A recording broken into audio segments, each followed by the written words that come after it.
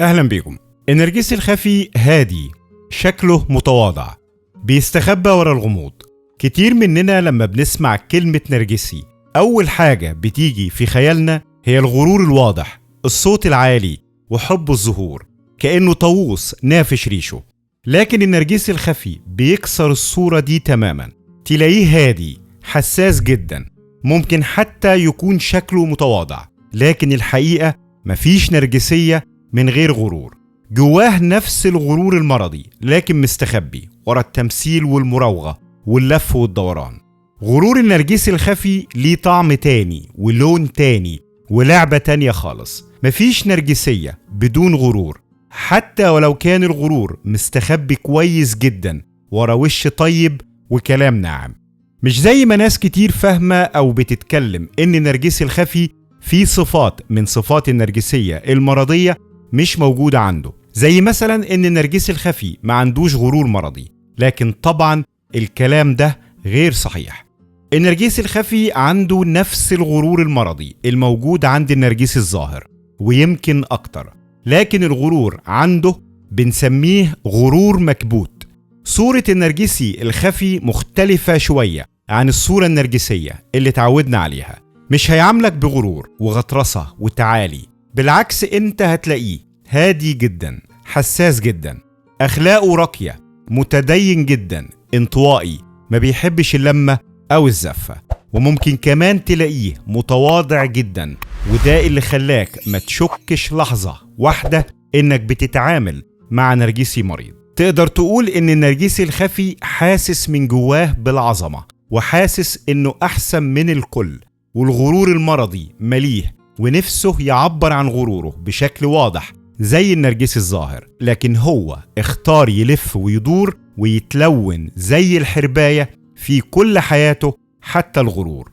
غرور النرجسي الخفي بيظهر بطريقة ناعمة، كلام مشفر زي فخ نفسي بينصبه للي قدامه من غير ما يحس.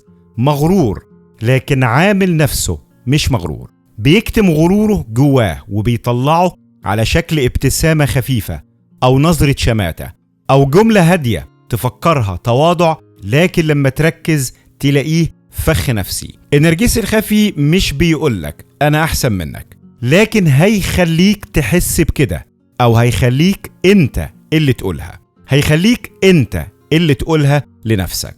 بيغير جلده حسب كل موقف، والغرور بيظهر من غير ما نحس. لكن في كل الحالات هو جواه صوت واحد بيقوله أنا أعلى منكم كلكم، أنا مميز، أنا أستاهل أكتر من كده بكتير. غروره مش صريح، لكن غروره ذكي وخبيث جدا.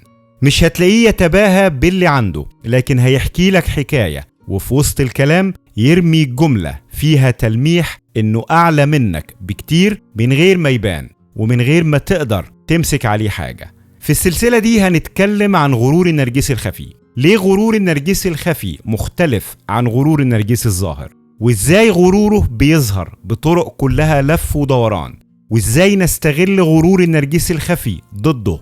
وكمان هنتكلم ليه النرجسي لازم يكون مغرور. النرجسي الظاهر غروره واضح وصريح ومش بيخبيه، لكن النرجسي الخفي بيخبي غروره ورا تمثيل الخجل والتواضع المزيف.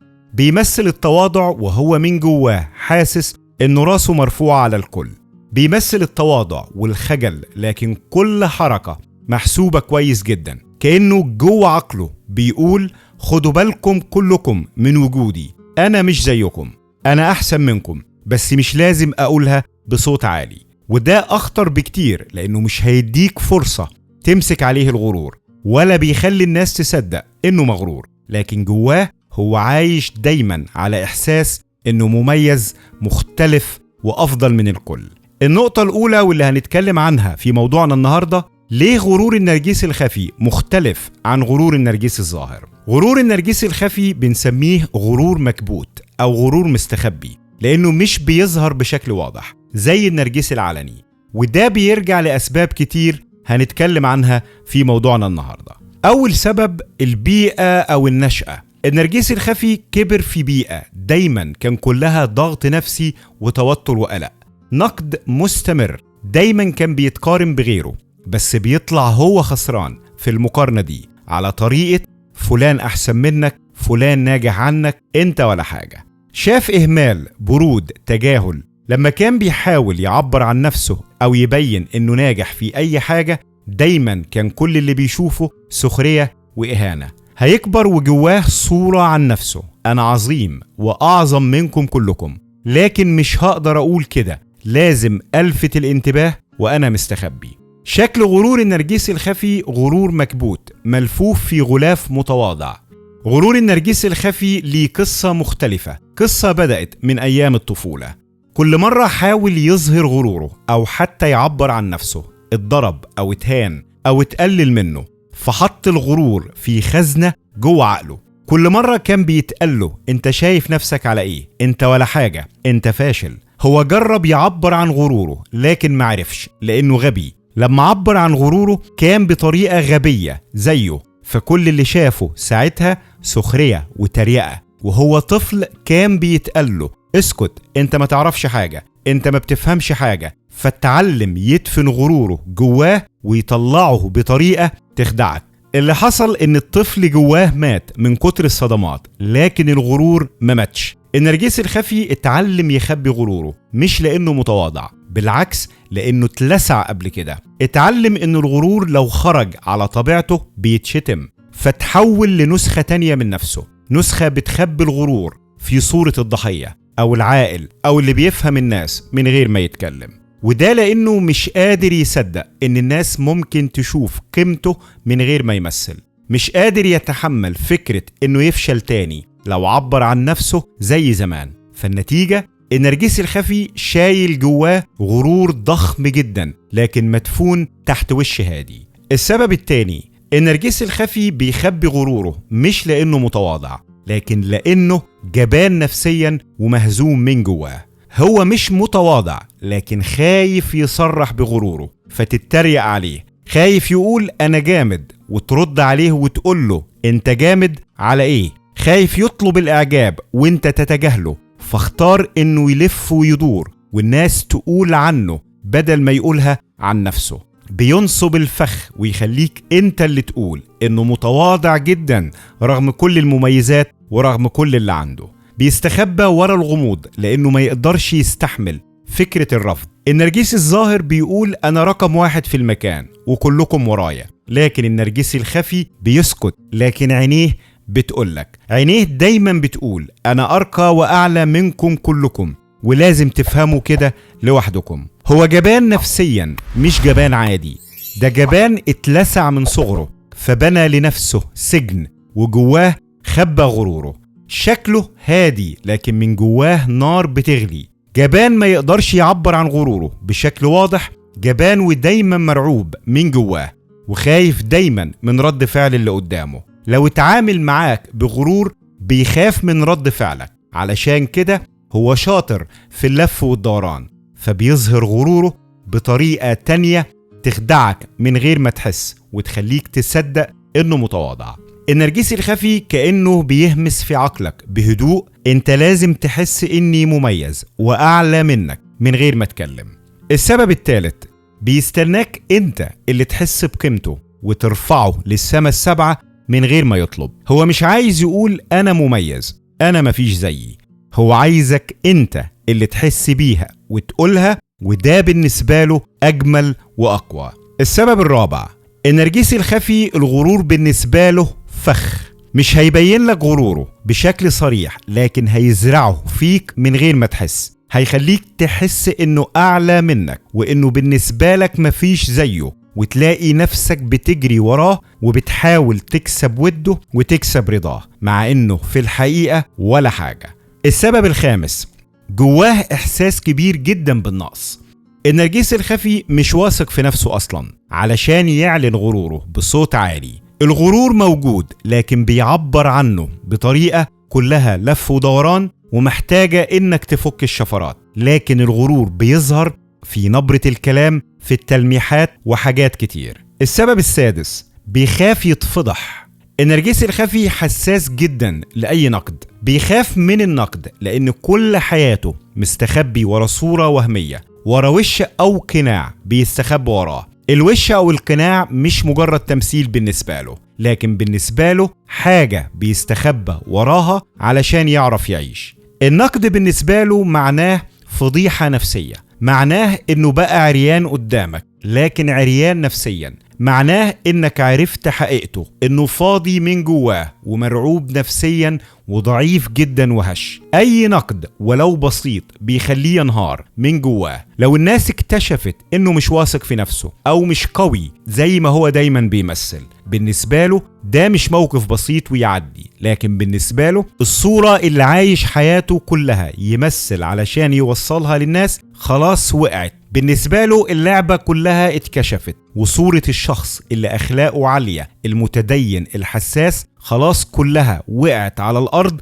وهتنداس بالرجلين. تقدر تقول هو عايش في عالم وهمي من صنع خياله، علشان كده دايما خايف يتكشف على حقيقته قدام الناس، لأن ده معناه العالم الوهمي اللي هو عايش فيه هينهار. لذلك ما يحبش يواجه. لو حاول يعبر عن غروره ولقى أي نوع من السخرية أو التريقة أو حتى نقد بسيط أو حتى نظرة مش على هواه، هيحس إنه وقع في الفخ برجليه، هيحس إنه خسر كل حاجة، كل اللي بناه طول حياته اتهد في لحظة، لأنه مش بس خايف على صورته، هو دايما خايف من الفضيحة النفسية، خايف إن الناس تشوفه على حقيقته. في عقله النقد أو الفضيحة يعني نهاية اللعبة، يعني كل الأسوار العالية اللي بناها حوالين نفسه الكذبة كلها هتنهار. علشان كده بيحمي نفسه وبيحمي غروره، بيختار يلعبها بأمان، يلبس قناع يدي إحساس بالتواضع لكن يوصل الغرور بطرق غير مباشرة. ببساطة خايف يقولك أنا مغرور لينكشف قدامك وتشوفه كذاب أو متكبر على الفاضي. السبب السابع الانقسام. النرجسي الخفي جواه منقسم على نفسه، أو جواه صراع ما بيسكتش بين شخصيتين أو صورتين عن نفسه. صورة مثالية، أنا عبقري حساس، أنا أحسن منكم كلكم. في نفس الوقت صورة محطمة حقيرة هو نفسه بيكرهها وبيهرب منها ليل ونهار. الصورة دي دايما بتقوله أنت ولا حاجة، أنت محدش شايفك. الصراع ده بيخليه مش قادر يصدق نفسه، عايز يظهر غروره لكنه عاجز ومش قادر، فبيحتفظ بغروره جواه لأنه دايما حاسس إنه ما يستاهلش. السبب التاسع والأخير الخوف من المقارنة والخسارة. لو أعلن عن نفسه أو عبر عن غروره بوضوح الناس هتقارنه بغيره، ولو حد تاني طلع أحسن منه بيحس بالإهانة.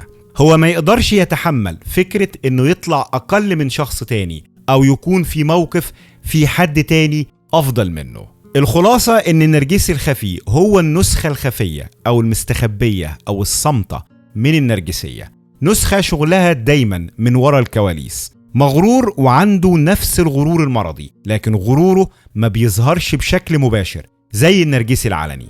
دايما هتلاقيه لابس وش شخص متواضع، خجول، حساس، ضعيف، غلبان، انطوائي، ملوش دعوة بحد، أو حتى شخص راقي أخلاقه عالية ومختلف عن كل اللي حواليه، أو متدين، أو حتى بيلعب دور الضحية. وطبعا كل ده تمثيل. دايما مهتم بصورته قدام الناس، مش بس إنه يظهر بشكل كويس، لكن كمان إنه يتحكم إزاي الكل شايفه. وهي دي المصيدة اللي بتخلي النرجسي الخفي ينجح في التلاعب بالناس من غير ما يحسوا. ما بيظهرش شخصيته الحقيقية، لكنه بيخلق صورة مزيفة ويخليك تصدقها. دايما بيحاول يظهر قدام الناس على إنه شخص طيب متواضع جدا، لكن طبعا تواضع مزيف، شخص راقي أخلاقه عالية مثقف جدا، وطبعا كل ده تمثيل في تمثيل. هي دي الصورة اللي بتترسم عنه علشان انت تصدقها وتتعامل معاه او تتحرك بناء على الصورة اللي اترسمت لك. لكن في الحقيقة هو بيستخدم الصورة دي قناع او وش علشان يكسب ثقتك ويتحكم فيك. في الحقيقة انت ما شفتش النرجسي الخفي على حقيقته، انت شفت الصورة اللي هو رسمها لنفسه. هو مش متواضع ولا حساس ولا بسيط ولا راقي في أخلاقه، هو بس ممثل شاطر جدا مثل عليك وانت صدقته.